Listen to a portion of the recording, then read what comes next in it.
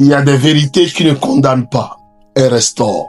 Et aujourd'hui, mercredi 24 juin 2026, Dieu veut rappeler à quelqu'un qu'aucune chute n'est trop profonde lorsque le cœur revient sincère à lui. Alors, la sagesse du jour nous conduit vers une clé essentielle de la vie spirituelle, la repentance véritable, qui ouvre la porte à la restauration. Écoutez attentivement, car Dieu ne cherche pas seulement des personnes parfaites, il cherche des cœurs capables de revenir à lui. La Bible déclare dans le livre de Psaume 51, versets 2 à 3, il dit « Lave-moi complètement de mon iniquité et purifie-moi de mon péché, car je reconnais mes transgressions et mon péché est constamment devant moi. » Ces paroles de David nous montrent qu'un cœur brisé devant Dieu devient souvent le point de départ d'une restauration profonde.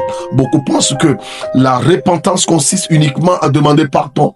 Mais écoutez ceci, la repentance véritable ne change pas seulement les paroles, elle transforme la direction du cœur. David avait péché, David avait échoué, David avait commis des erreurs lourdes de conséquences. Pourtant, ce qui a distingué David n'était pas l'absence de faute, c'était sa capacité à revenir sincèrement devant Dieu. Retenez ceci. Reconnaître ses erreurs n'est pas un signe de faiblesse, c'est souvent le commencement de la guérison. Parfois, l'orgueil empêche la restauration. Parfois, la culpabilité pousse certaines personnes à s'éloigner davantage de Dieu. Mais voici le point clé. Dieu restaure plus facilement un cœur repentant qu'un cœur qui refuse de reconnaître son état. La repentance produit l'humilité, la transformation intérieure, la restauration de la communion avec Dieu et le renouvellement spirituel. Retenez encore ceci.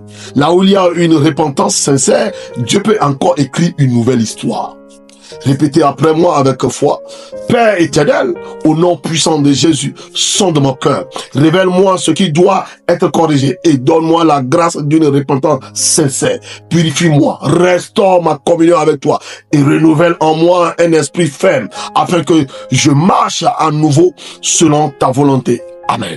Que cette parole vous rappelle qu'une saison d'échec n'est obligée de devenir une destination permanente. Revenez à Dieu avec sincérité.